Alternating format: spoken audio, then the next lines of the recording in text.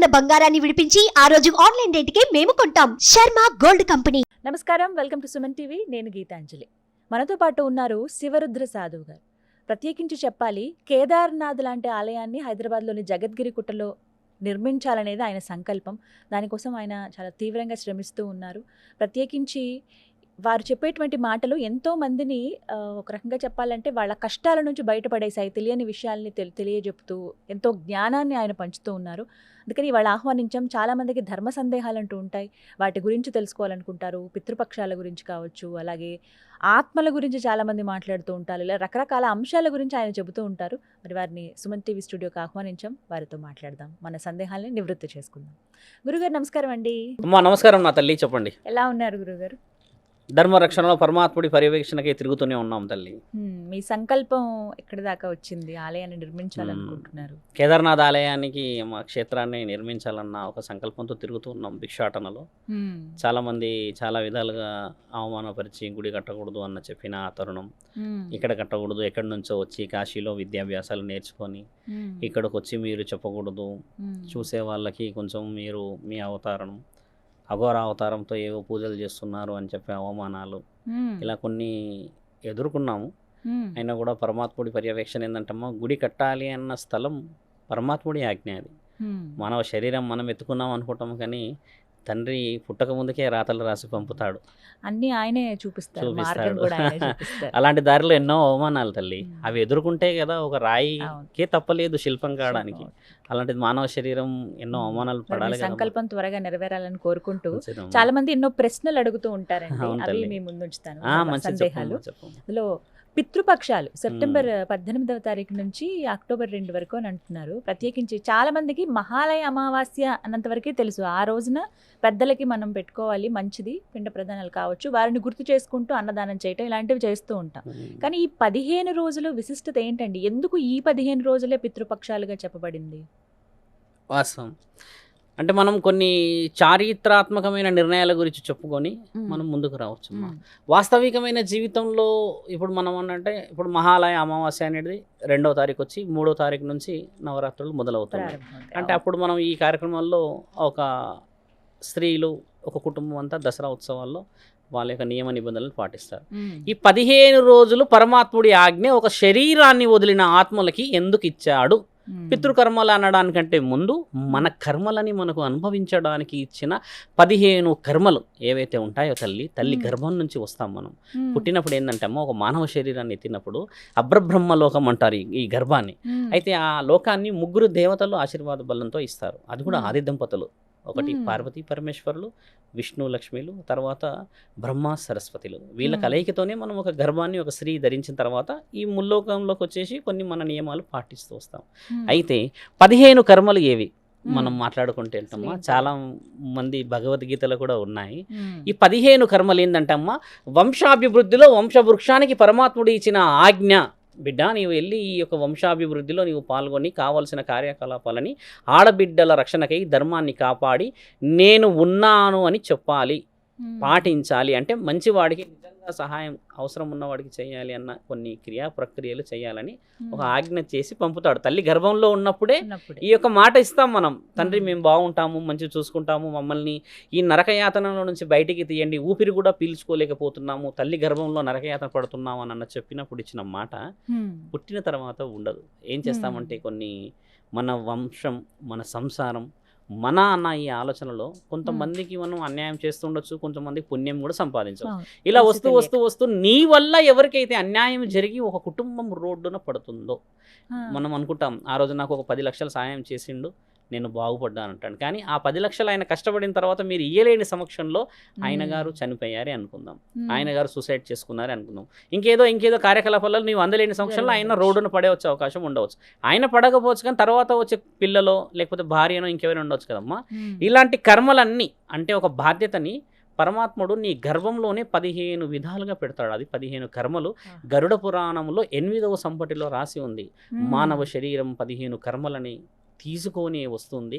16వ కర్మ అంటే పుణ్యఫలం కోసం చేసే జీవిత సారాంశమే మన మానవ చరిత్ర అని ఉన్నది. ఆ 16వ కర్మ ఒక కర్మనే చేయాలి మనం. ఆ ఒక్క కర్మే అమ్మ పుణ్యం. నీకై నిజం ఎదురు చూస్తున్న వాళ్ళు, నీకై నిజంగా కావాలి అని ఎదురు చూస్తున్న వాళ్ళు, ఆకలితో నిజంగా ఉన్న వాళ్ళకి చేసే ఆ యొక్క 16వ కర్మనే అమ్మ ఈరోజు ఈ 15 రోజులు పెట్టే పుణ్యకర్మ. మన తెలంగాణ యాసలో చూస్తే ఈ పెత్తర అమావాస్య అంటారు, పెద్దలకు పెడతారు. ఇప్పుడు మీరు అన్నట్టు ఏంటంటమ్మా, ఈ పక్షాలు ఎందుకు పెట్టాలి? పరమాత్ముడు ఒక ఇంట్లో ఒక వ్యక్తి చనిపోయాడు అనుకుందాం తల్లి, అదే వ్యక్తి మళ్ళీ అదే ఇంట్లో పుడతాడు, మనవడో లేకపోతే కొడుకు ఇంకేదో రూపాన పుడతాడు, బిడ్డ రూపానో ఏదో రూపాన పుడతాడు.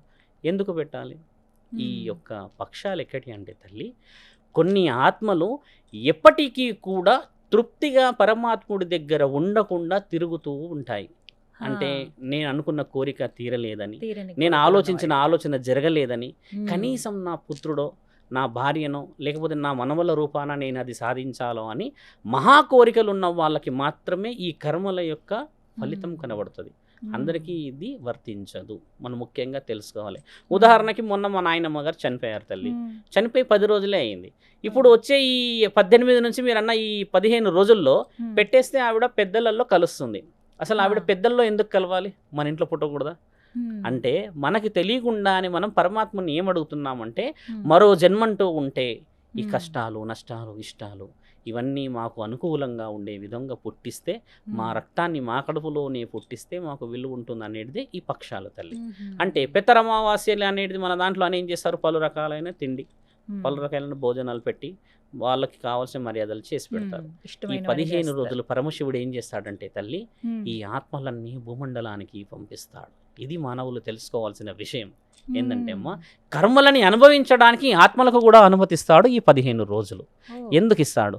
ఒక శరీరాన్ని వదిలిన తర్వాత ఈ 15 రోజులు ఎందుకు ఇస్తారంటే అమ్మ, మహామునులు, మహాయోగులు, మహావీరులు ఒకప్పుడు యాగాలు చేసి మా యొక్క కుటుంబంలో మా యొక్క వివరణలో కావాల్సిన కొన్ని క్రియా ప్రక్రియలలో కొన్ని వస్తాయి చూడండి, కళలు పడుతూ ఉంటాయి, కొందరికి పాములు వస్తూ ఉంటాయి అంటారు, కొంతమందికి తాత పదే వచ్చి మమ్మల్ని ఇదా అడుగుతున్నాడు అలా అడుగుతున్నాడు అంటారు కదా.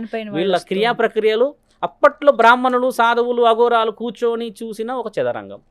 ఏమి చేస్తే బాగుండు, వీళ్ళకి ఎలా చేసినా శాంతి కలగట్లేదు, ఏ విధముగా పోయినా కలగట్లేదు, పుడతలేరు అన్న వాళ్ళకి ఈ పితృవులకి ఎందుకు పెడతారంటే అమ్మ, మన తల్లి మన తండ్రి వాళ్ళకి మించిన శక్తి ఈ సృష్టిలో లేదు, వాళ్ళ దృష్టితోనే పెడతారు అంతే. అన్నకని పెట్టారు కదా, ఎవరైనా మీరు గమనించండి, పెద్దలు అని అంటారు. చిన్న వయసులో ఉన్న వాళ్ళు చనిపోతారు, 13, 12, 12 ఇలా కొంచెం ఉన్నవాళ్ళు వాళ్ళకి పెడతారు.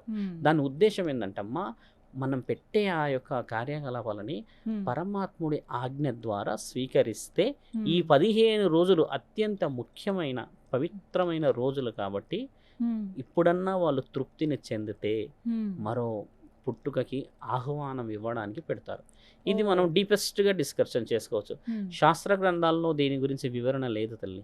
కేవలం దీని గురించి ఏముందంటే, మనం చేసుకున్న దోషాలు, మన తండ్రి మన యొక్క అమ్మ వాళ్ళ యొక్క తాతల ముత్తాతల నుంచి వచ్చిన వారసత్వమైన విలువలని కాపాడుకోవడానికి ఈ 15 రోజులు ఇస్తారు.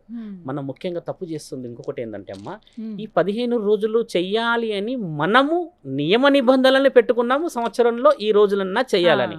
ఇంట్లో పెళ్ళి అవుతుంది కదమ్మా, ఇప్పుడు ఒక ఆడబిడ్డ పెళ్ళి అవుతుంది, పెళ్ళి అయినప్పుడు కూడా పెద్దలకు పెట్టుకుంటారు, కొంతమంది శాంతి పూజలు చేస్తారు, కొంతమంది పిన్నమ్మలోని కొంతమంది చేస్తారు, కొంతమంది అందరు కలిసి కూర్చొని అందరిని పిలిచి అక్కడ మేనత్తలు ఇక్కడ మేనమామలు బాబాయిలు వచ్చి చేస్తారు కదా. ఈ కార్యక్రమాలు రాను రాను తగ్గాయి. అలా చేస్తే ఇది అవసరం లేదు. అలా చేయని సమక్షంలో పెద్ద వాళ్ళ ఆలోచన చేసి ఏం చేశారంటే, కనీసం ఈ రోజులన్నా చేయండి, కనీసం ఈ రోజులన్నా చేయండి. ఈ సంవత్సరమే గతించిన వాళ్ళకు కూడా చేసేయచ్చు, మొన్న చనిపోయిన వాళ్ళకు కూడా చేసేస్తారు. ఇదేంటంటమ్మా, ఈ కర్మలని పరమాత్ముడు వాళ్ళకి ప్రతిఫలం బలంగా ఇయ్యడానికని మాత్రమే ఈ యొక్క మీరన్న ఈ పక్షాలు. దీన్ని మనము వ్యతిరేకించి కూడా చూసేవాళ్ళు చాలా మంది ఉన్నారు. మీకు చెప్పాలా తల్లి, ఈ 15 రోజులు పాటించకపోతే మీ భగవంతుడు పుట్టించుకోడా అన్న వాళ్ళు లేరా మన దగ్గర? లక్షల్లో ఉన్నారు, కోట్లల్లో. ఇదే సమయాన్ని మీ దగ్గర ఇన్ని రూల్స్ ఇన్ని రెగ్యులేషన్స్ ఉన్నాయి, మా దగ్గర అలా ఉండదు, చనిపోయిన 3 రోజులకి చేసేస్తాం, మళ్ళీ మా దగ్గరే పుడతారు, మాకు ఈ యొక్క శక్తి ఉందని చెప్పేస్తే మన వాళ్ళు వాటిని పాటించడము, వాటి పనులు, తర్వాత ఒక సిద్ధంగా చేసుకునే ఒక వస్తువులు ఒక 50-60 వేలు ఖర్చు కదా, వీటన్నిటికీ కూడా చేసే ఓపిక లేక చాలామంది కూడా ఈ యొక్క కర్మలని చేయకుండా వదిలిపెడుతున్నారు. చెయ్యకపోతే జరిగేదేంటో, చెయ్యకపోతే చూడమ్మా, ఇన్ని రోజుల పాటు ఎవరు కార్యం పాటించలేరు, తెలుసో తెలియకో చేయలేరు అనుకుందాం. ఎవరు చేయకున్నా పరమాత్ముడు చేసేస్తాడు. ఎలా కాకున్నా ఏ విధంగా చేయాలి చూడమ్మా. దారి అయితే పరమాత్ముడు పెట్టాడు. వ్యాధి పుట్టక ముందుకే మహానీయుడు మహాముఖండి ఒక మందును సృష్టించి పెట్టిండమ్మా. అయితే మార్గం రావచ్చు కానీ ఆయన ప్రశాంతత, ఆయన యొక్క సుఖభోగాల గురించి మాట్లాడగలుగుతాడు. కానీ ఒక శరీరాన్ని, ఒక గర్భాన్ని, ఒక ఇంటిని, ఒక సంసారాన్ని ఇయ్యాలంటే మాత్రం నీవు ఒక వ్యక్తిని పిలిచి మర్యాద చేస్తేనే రాగలడు. చూసావుగా మా తల్లి పార్వతీమాత పిలువని పేరంటానికి వెళ్ళి ఇంతటి 18 శక్తిపీఠాల కీర్తి తెచ్చింది కదమ్మా. మానవ శరీరం కూడా అంతే, ఆహ్వానం ఖచ్చితంగా అవసరం. మనం చేయని వాళ్ళు నిజంగా ఆ స్థితిలో ఉన్న వాళ్ళు చాలా మంది ఉన్నారమ్మా. నేను అన్నది పితృకర్మలలో మీరన్న ఈ యొక్క 15 రోజులమ్మా పంచభక్ష పరమాన్నాలు ఎవరు కోరరు. అసలు ఏం చేయాలి? తినే అన్నంలో మీరు బాగా గమనించండి. ఇప్పటికి కొంతమంది ఊర్లో ఉన్న వాళ్ళమ్మా, నా తల్లి అన్నం తినేటప్పుడు ఒక ముద్ద ఇలా తీసి ఇలా పెడతారు. దాని ఉద్దేశం అది అక్కడికి అయిపోయింది. ఇంకంటే నా పెద్దవాళ్ళు నాకు ఇచ్చిన ఈ యొక్క భోజన కార్యక్రమాలు, ఈ ఇల్లు, ఈ సంసార బాధ్యతలు వాళ్ళకి ఒక వంతు అని పెడతారు. అక్కడికే ఈ కర్మ ఫలితాలు అయిపోయినట్టే. కానీ అలా చేస్తున్న వాళ్ళు ఈరోజు ఉన్నారా? ఇలా అన్నం పెట్టి మొక్కే వాళ్ళు లేరు, తినేవాళ్ళు. డైరెక్ట్గా ఆకలితో తింటున్నాం. ఆ రోజుల్లో ఉండే షెడ్యూల్స్ వేరు, బిజీ షెడ్యూల్ కదా. అప్పట్లో ఇది మన ఆచరణలో ఉండేది. అలా లేని వాళ్ళకి ఈ 15 రోజులు క్రియేట్ చేసాం మనం.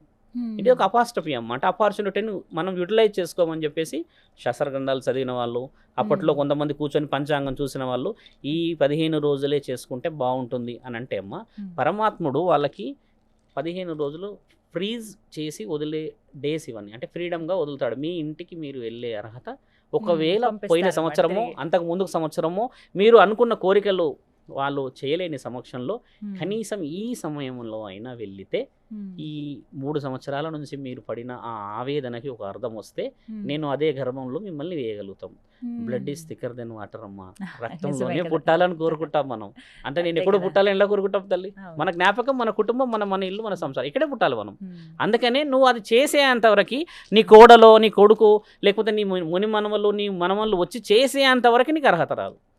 వంశోద్ధారకుల కోసము చేస్తారు పితృకర్మలు అని చెప్తారు కదమ్మా. ముమ్మాటికి అవాస్తవం. అది వాస్తవం ఏంటంటే అమ్మా, నీ కుటుంబం కోసం చేస్తావు. అందులో చిన్నపిల్లలు ఉండవచ్చు, పెద్దవాళ్ళు ఉండొచ్చు, అమ్మ ఉండొచ్చు, నాన్నమ్మ ఉండొచ్చు, తాతలు ఉండొచ్చు, ముత్తాతలు ఉండొచ్చు. గతించిన వాళ్ళు ఖచ్చితంగా అదే కుటుంబంలో మళ్ళీ జన్మిస్తారు. అలానే జన్మిస్తేనే విలువ. ఎందుకు అడగండి? మీ జ్ఞాపకం అంతా ఎవరు? మీ జ్ఞాపకం అంతా. ఇప్పుడు నేను ఒక ఆదునమ్మా, ఒక అఘోరాన్ని నన్ను కాశీలో తీసుకెళ్ళి ఇక్కడ శ్మశాన వాటికలో పుట్టించినా కూడా పరమాత్ముడు ఆజ్ఞతో పుట్టిస్తాడు. ఇప్పుడు కుటుంబం ఉన్న వ్యక్తే ఉన్నాడు అనుకోండి, ఆ కుటుంబమే అతనికి స్వర్గం తల్లి. నిజమైన స్వర్గం పరమాత్ముడు కూర్చున్నది కాదు, పరమాత్ముడిది ఆయన ఫ్యామిలీతో ఆయన స్వర్గం ఉన్నది. నీ స్వర్గము, నీ ఇల్లు, నీ యొక్క జీవితం అంతా అమ్మ ఈ యొక్క జ్ఞాపకాలే. ఇక్కడనే పుట్టాలనే కోరుకుంటారు. అందుకే పరమాత్ముడు హిందూ సాంప్రదాయాల్లో శ్మశాన వాటికలో కూర్చున్నాడు. లేకపోతే ఆయన ప్రతి ఇంట్లో కూర్చునేవాడు ఫోటో పెట్టుకొని. ఎందుకంటమ్మా ఇంటికి ఉన్న విలువ.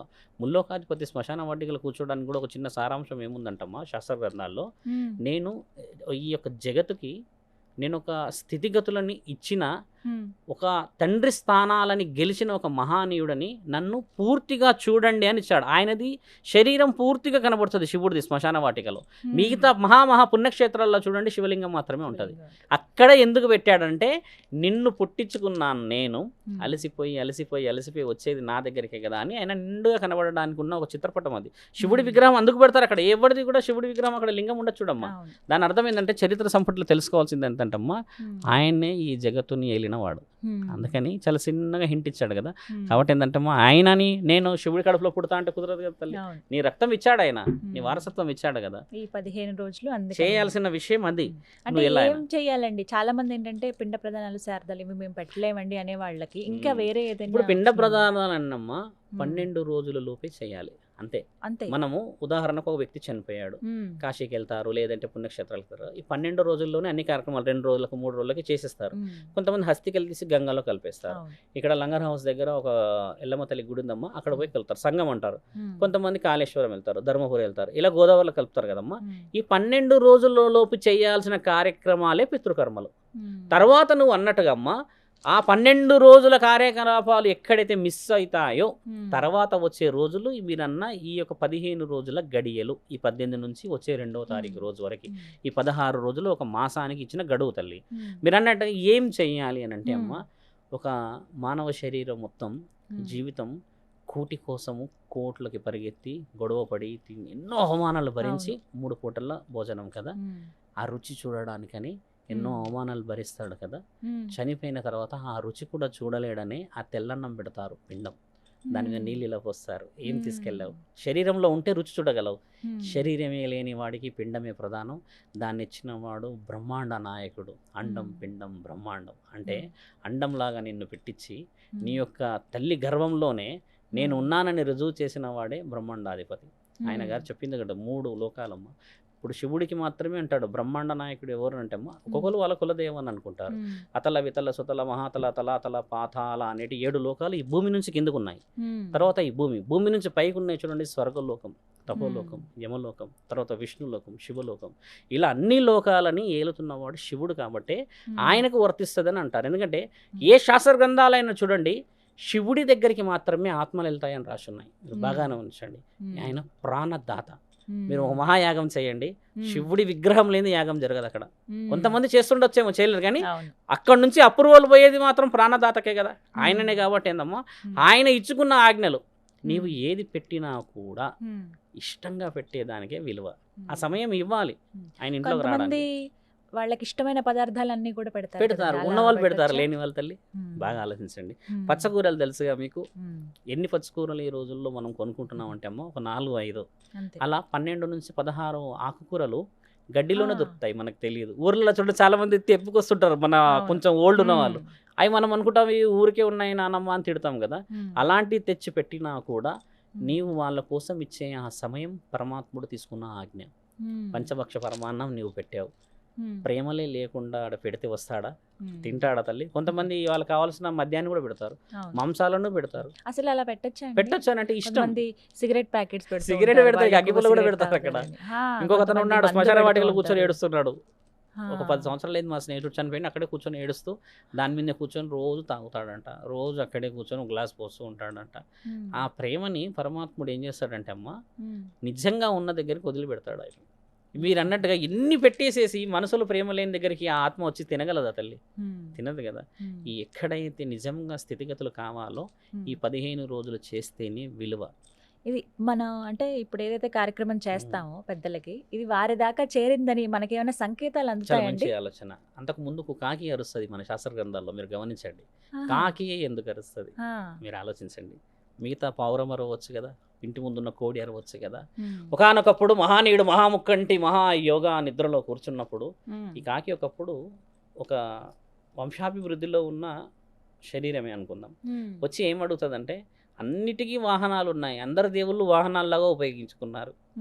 ఇప్పుడు గరుడ ఉన్నది, మిగతా పక్షులు నెమలీలు ఉన్నాయి, అన్నిటినీ పెట్టేసుకున్నారు.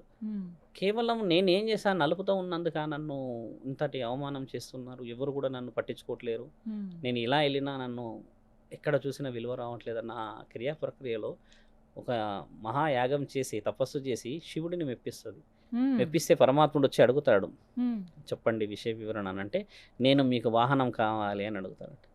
అలా ఎలా వాహనం కావడం, నాకు వాహనం ఉంది, ఒక స్థితిగతులని నేను చూస్తూనే ఉన్నాను కదా అని అంటే చాలా బాధపడి, వరం ఇస్తానన్నప్పుడు ఇవ్వకుండా పోకూడదు మహేశ్వర, మాటిచ్చారు అది అని అన్నప్పుడు తండ్రి కొంచెం అట్టహాసంగా నవ్వి, నీకు మాటిస్తా, నీకు దేనికి కావాలి అని అడుగుతాడు. అంటే మీరు గొప్పవాళ్ళు కదా, నేను మీకు వాహనం అయితే నేను గొప్పవాళ్ళని అవుతా ఎన్ని పక్షులకి అన్న కోరిక. అంతే కదా నీ కోరిక, అంటే నీకు విలువ రావాలనేది నీ ఆలోచన. నేను మానవ శరీరాన్ని ఇచ్చిన తర్వాత, వాళ్ళ జీవిత గమనాన్ని దాటిన తర్వాత, శరీరాన్ని వదిలిన తర్వాత మొట్టమొదట కనబడే వ్యక్తి నువ్వే. నీవు వాళ్ళతో చూడగలవు, వాళ్ళు ఏమి అనుకుంటున్నారో నాకు నీవు రాయబారాన్ని తీసుకురాగలవా అని అడుగుతారు. అని అంటే అప్పుడు పరమాత్ముడు చెప్పిన ఆ మాటని చాలా మెచ్చితే, పరమాత్ముడు ఇచ్చిన ఆజ్ఞ అది, శివుడి యొక్క బంధువు అది, శివుడికి విషయాన్ని అందించడానికి మధ్యలో ఉన్న ఒక వారధి కాకి. అయితే పితృకర్మలు చేశాం, ఒక 3 రోజులకు 10 రోజులకు శ్మశానాల్లో కానీ ఇంకెక్కడైనా పెడతాం కదమ్మా, కాకి మాత్రమే వచ్చి ముట్టుకుంటుంది కదా, కాకినే వర్ణిస్తాం. కానీ అక్కడ వేరే పక్షులు కూడా వచ్చి తింటాయి. కానీ కాకి అర్హత ఏముందంటే ఒక ఆత్మని చూడగలదు. అది పరమాత్ముడు ఇచ్చిన ఆజ్ఞతోని, మిగతా పక్షులు చూడలేవు. ఆ ఆత్మను చూసి నీకు ఇష్టం ఉన్నదా లేదా, తినగలవా తినలేవా, ఇంకేమైనా బలమైన ఆలోచనలు ఉన్నాయా చెప్తే మేము పరమశివుడికి ఆజ్ఞిస్తామనంటే అప్పుడు నేరుగా వెళ్ళి శివుడి భుజాల మీద కూర్చుంటాయి కాకులు. మీరు గమనించండి ఆ శ్మశాన వాటికలో ఈసారి వెళ్ళినప్పుడు ఆయన చుట్టే జరుగుతుంటాయి, ఆయన నెత్తి మీదే ఉంటాయి అన్ని కాకులు. ఆయనకు చెప్తే ఆయన గారు చేయాల్సిన పనులు చేస్తారు. అంటే ఇక్కడ కాకిని వాడడానికి గల ముఖ్యమైన కారణం మన శాస్త్ర గ్రంథాలమ్మ. కొంతమంది ఒక మిత్రుడు ఏమన్నాడు, కొన్ని కులాల వారు మాంసాహారం పెడతారు, మరి బ్రాహ్మణ్స్ ఉన్నారు, వాళ్ళు పిండి పదార్థాలు పెడతారు కదంటమ్మా, ఉమ్. కాకి వచ్చి పిండి పదార్థాలు కూడా తింటది. ఓన్లీ అన్నీ అక్కడ తింటది. పెట్టినది వెజ్ అవునండి. నాన్ వెజ్ అని ఉండదు, అది వచ్చి అవును. తినిపోవడం, తిన్నది అని అంటే ముడితే చాలు తృప్తి. అనుకుంటారు. ఆ, కొంతమంది కాకులు కనబడి కొంతమంది ఆవులకి తీసి పెడతారు, లేదా తీసుకెళ్ళిపోతారు. ఉమ్. వాళ్ళు ఏంటంటే ఆత్మ శాంతించలేదని పురోహితులను పిలిచి హోమాలో యాగాలో చేస్తారు కదా. ఉమ్. ఈ కాకి తృప్తి చెందిందా చెందలేదన్న తరుణం అమ్మ ఉమ్. ఇమ్మీడియట్లీ రిజల్ట్ ఇంట్లోనే కనబడుతుంది. అది వచ్చి ఆ అరుపుకి ఉమ్. ఎవరైనా మన ముఖ్యమైన వ్యక్తి చనిపోయాడు అని అంటే అమ్మ ఆ అరుపు కూడా కాకి వచ్చి ఏకదాటిగా అరుస్తుంటుంది. ఉమ్. ఎందుకు అని గమనిస్తారు. ఇప్పుడంటే కాకులు తగ్గాయి కానీ ఇప్పుడు కూడా వచ్చి అరుస్తాయి కొన్ని ఏరియాలు. అవును, అపార్ట్మెంట్స్ ఊళ్ళల్లో ఉన్నా కూడా కొన్ని ఇండివిజువల్ ఉన్నా కూడా చోట్ల ఎక్కడో ఒక చూస్తాం. దగ్గర కనబడతాయి. అవును. దాని హింట్ ఏంటంటమ్మా, ఒక ఆజ్ఞ మనకు కావాల్సిన వ్యక్తి పోయినాడని, ఉమ్. ఒకవేళ పోతే ఆయన తృప్తి ఇంకా చెందలేడు అనేది. ఉమ్. మేము మా కుటుంబంలో జరిగిన విషయం ఏంటంటమ్మా, ఉమ్.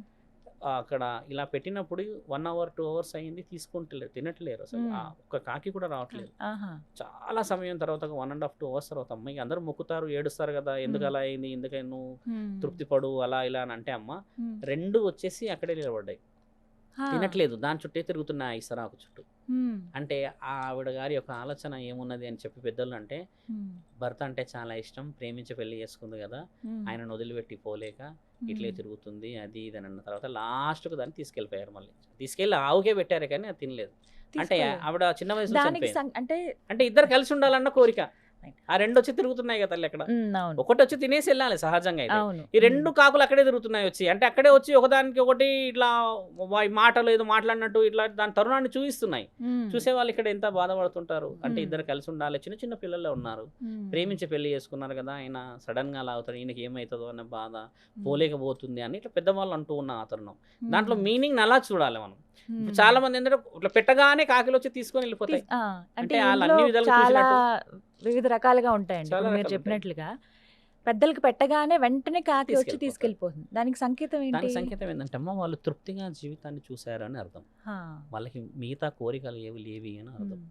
చాలా మంది ఏంటంటమ్మా Hmm. 60-70 సంవత్సరాలు పైన చనిపోయిన వాళ్ళకే ఇలా జరుగుతుంది. ఈ ఉమ్. యుక్త వయసులో ఉన్న విషయాలకు వస్తే ఈ ఉమ్. క్షణిక నిర్ణయాలు తీసుకొని చనిపోయిన వాళ్ళు, మద్యం మత్తులో ఉండి చనిపోయిన వాళ్ళు, ఉమ్. 45-50 సంవత్సరాలు బాధ్యతలు ఉండి చనిపోయిన వాళ్ళు ఉంటారు కదమ్మా. ఉమ్. వీళ్ళందరూ ఏదో జరిగింది ఆ నిజాన్ని చెప్పడానికి అని కూడా ఆలోచిస్తూ ఉంటారు. ఉమ్. కొంతమంది మోసపోతారు. ఇందాక మనం 10 లక్షల గురించి డబ్బుల గురించి అనుకుంది కూడా అదే. ఉమ్. అలా ఆ విషయం నిజంగా చెప్పలేని తల్లిదండ్రులు ఎంతమంది ఉన్నారు. ఉమ్. అలాంటి విషయ వివరణలు తెలుసుకోవడానికి హింట్ ఇది. ఒకప్పుడు ఈ బ్రాహ్మణ్స్ కానీ ఒకప్పుడు ఒక వ్యక్తి ఉమ్. శ్మశానం దాకా వచ్చేవాడు, ఉమ్. ఇప్పుడు రావట్లేడు. ఒకప్పుడు శ్మశాన వాటిక లేదు కదమ్మా, ఒకప్పుడు అంతా ఆ. పంట పొలాలలోనే పెట్టుకునేవాళ్ళు. అక్కడే. అక్కడి వరకు వచ్చి వాళ్ళు జరిగేటన్నీ ఆయన చూసి వివరణ ఇచ్చి అమ్మ ఈ విధంగా చేసుకోండి అని చెప్పేవాళ్ళు. ఇప్పుడు అలా లేదు. ఎవరైతే ఈ కొట్టుకుంటూ వెళ్తున్నారో అమ్మ బ్యాండ్, ఉమ్. వాళ్ళే చెప్పిస్తున్నారు 10 రోజులు ఎప్పుడు చేయాలి. ఉమ్. అలా అది. కాదమ్మా, మీరన్న ఆ కాకిలో సారాంశం పరమాత్ముడితో ముడిపడి ఉంది. అది ఉమ్. అందుకనే కాకి ఖచ్చితంగా ముట్టాలి. ఖచ్చితంగా ప్రయారిటీ. ఒకవేళ చాలా సేపటికి ఇంకా రాలేదనుకోండి, ఎంత చెప్పినా అంటే ఎంత ఎదురు చూసినా పదార్థాలు ఏవి కాకి ఆ. ముట్టలేదనుకోండి, దానికి మళ్ళీ ఒక సంకేతం రోజు మీరు ఏమిటి? అనుకున్నట్టుగా ఈ 15 రోజుల తిథులకే రావాల్సిందే. ఎందుకంటే అమ్మ 11వ రోజు వాళ్ళు నిర్ణయించి పెడతారు. ఉమ్. అది అయిన తర్వాత మళ్ళీ నెక్స్ట్ డే చేసుకోవడానికి రాదు.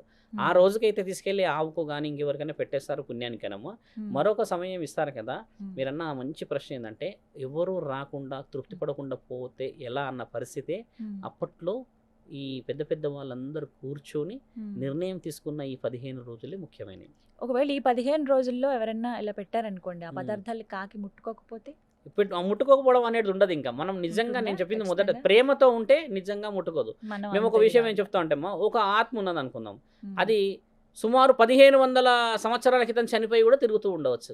ఉమ్. ఇప్పుడు దాన్ని కనిపెట్టేవాడు కావాలి అంటున్నాను, దానితో మాట్లాడేవాడు కావాలంటున్నాను, దాంతో మ్మ్. కరెక్ట్గా సమాధానం చెప్పి ఏం కావాలని తెలుసుకునేవాడు కావాలంటున్నాను. ఉమ్. దానికి ఏం కావాలో చెప్తే అది పెట్టేస్తే వెళ్ళిపోతుంది. ఉమ్. అలా తెలుసుకొని చేయడమే చాలా ముఖ్యమైనది. ఇప్పుడు చాలా మంది వచ్చి పంచాంగం చూసి చెప్తారు కదమ్మా, అవును. ఏం జరుగుతుందో అని చెప్పుకోవడం కంటే ముఖ్యంగా మేము ఏం చేయాలో అని తెలుసుకోవాలి తల్లి. నాకు 10 లక్షలు వచ్చేడుతుందా రాలేదా అని ఇవే అడుగుతారు కానీ ఉమ్. మేము ఏం చేస్తే బాగుంటామో అని అడగరు చాలా మంది. అడగాలి. అలా అడిగితే ఆయన నిర్ణయం చెప్పి వెళ్తాడు కదా. ఉమ్. అమ్మ మీరు ఏదో ఉన్నట్టుంది, అమ్మాయి పెళ్ళికి ఏదో ఆగినట్టుంది, లేదంటే మ్మ్. అల్లుడు విషయంలో ఏదో ఆగినట్టుంది, గర్భానికి సంబంధించింది ఏదో ఆగినట్టుంది, ఉమ్. పంట పొలానికి సంబంధించింది, ఇంటి కాగితాలకు సంబంధించింది ఏదో ఉన్నదని ఆయన చెప్పగలుగుతాడు. అది ఉమ్. చెప్పడమే ధర్మశాస్త్రం అమ్మ. ఇప్పట్లో అలా చెప్పేవాళ్ళు కూడా చాలా మంది ఉన్నారు. అవును. ఇప్పుడు మీరు అన్న కాకి విషయమే అది తినకపోతే ఏంది అని అంటే అమ్మ ఉమ్. తృప్తి చెందలేదని ఆలోచించాలి. ఈ ఉమ్. రోజుల్లో ఎన్ని కాకులు వచ్చి తింటున్నాయి చూడండి. అవును. ఈ ఇగో మా- అపార్ట్మెంట్ కల్చర్ లో అపార్ట్మెంట్ కల్చర్లో కాకిలు వస్తున్నాయా? కష్టం. కాకిలే లేవు, ఉమ్. ఇప్పుడు రావు కూడా అవి. ఉమ్. వాళ్ళు ఇంకోటి ఏంటంటమ్మా, శ్మశాన వాటికలో వెళ్ళి లేదా ఒక ఎడారి అంటే ఒక మన ఈ చెరువు లేదా ఇక్కడ దాని ఒక ఏమంటారంటే ఒడ్డు దగ్గర పెడతారు. ఇప్పుడు గంగా ఉంటుంది, ఆ నీళ్లు అన్నీ ఉన్న దగ్గర పెడితే దాని యొక్క సమర్పణ ఆ చెట్ల సముదాయంలో పక్షులు ఉంటాయి కాబట్టి వచ్చి తీసుకుంటాయి. ఎక్కడో నువ్వు 20 అంతస్తుల మేడలు కడితే మరి ఎందుకు 20 అంతస్తులు కాకి పైకి వెళ్ళదు. ఇప్పుడున్న కల్చర్లో అది ఇంకా అవకాశం లేదు కదా స్వామి. మనం చేసుకుంది కదా తల్లి. కల్చర్ని పరమాత్ముడు ఏం చేశాడంటే పూరి గుడిసెలో తాటాకులు మట్టలతో పెట్టుకుంటే భూమండలంలో భూకంపం రాదు. భగవద్గీతలో రాసింది ఇది, మీరు గమనించండి. ఈ భూకంపాలన్నీ ఎవరు తెస్తున్నారు? మరి నీవు కట్టిందే కదా ఇదంతా. మరి ఒకప్పుడు భూకంపాలు ఎందుకు రాలేవు 100 సంవత్సరాల క్రితం? మరి వచ్చినా కూడా మానవుడికి ప్రాణ నష్టం జరగలేదు, ఎందుకంటే మీద పడితే ఆ తాటి మట్టలు పడతాయి అంతే. ఇక్కడ నీళ్ళల్లో మునిగి భూమిలో మునిగి చనిపోయిన వాళ్ళు ఎవరు లేరు, శిథిలాల కింద పడి చనిపోయిన వాళ్ళు ఉన్నారు. అంటే పరమాత్ముడి ఆజ్ఞలో ఏ రోజు పొరపాటు కాలేదని అర్థం. సో ఏదైనా మనం చేసిందే కదా తల్లి. చక్కగా వివరించారు గురుగారు. నమస్కారం. నమస్కారం.